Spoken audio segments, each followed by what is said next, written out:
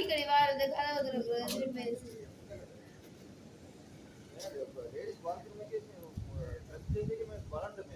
மூன்று தடவை கதவு காட்டுங்க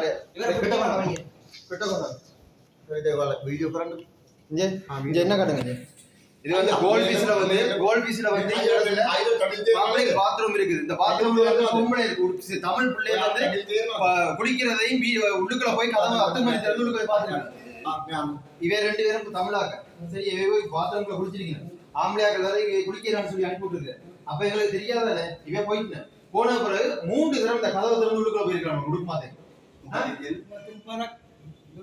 CCTV कैमरा चेक பண்ண சொல்லுங்க. तुम पारक में मामा गया कैमरा की उनने क्या है मारू ගෙදර ගියා මම දන්නේ ඇතුලේ මම අත කවුද ඉන්නේ කියලා உடுப்பு மாத்துறது இவன் பார்க்கணும்ன்றதுக்காண்டி அங்க போய் அவங்கள திருப்பி அனுப்பி விட்டுட்டு அந்த பிள்ளைய உடுப்பு மாத்தி கொண்டிருக்க ஒருக்கா சொல்ல 2ஆம் தரம் சொல்ல 3ஆம் தரம் போய் உடுப்பு மாத்திக்க பாத்துருக்கான். குளிக்க கதவை திறந்து போய் பாத்துருக்கான்.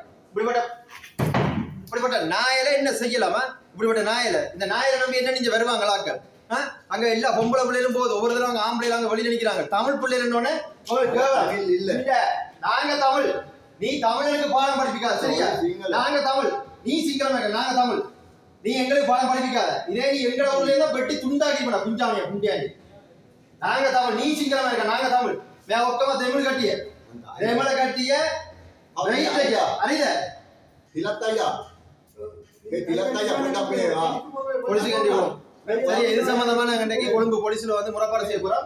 இவருக்கு வந்து முறைப்பாடு பதிவு செய்ய போறோம். இவர் இத மாதிரி எத்தனை பேருக்கு வந்து இது வேற எதை செய்யறது தெரியல. இவருக்கு தகுந்த நடவடிக்கை இவருக்கு எடுக்கணும், சட்ட நடவடிக்கை எடுக்கணும்ன்றதான் நான் கேட்கிறேன். சரி, இனிமே இந்த பப்ளிக் கோல்ட் பீஸ்ல வந்து இந்த பப்ளிக் பாத்ரூமுக்கு வர பொம்பளை பிள்ளைகள் கவனமா இருந்து கொள்ளுங்க. இந்த இவனை அடையாளம் வச்சுக்கொள்ளுங்க. இவன் மொத்த இவன் பச்சை கல்லன், இவனை மாதிரி தான் இன்னும் இருப்பாங்க. கவனமா இருந்து கொள்ளுங்க எல்லாருமே.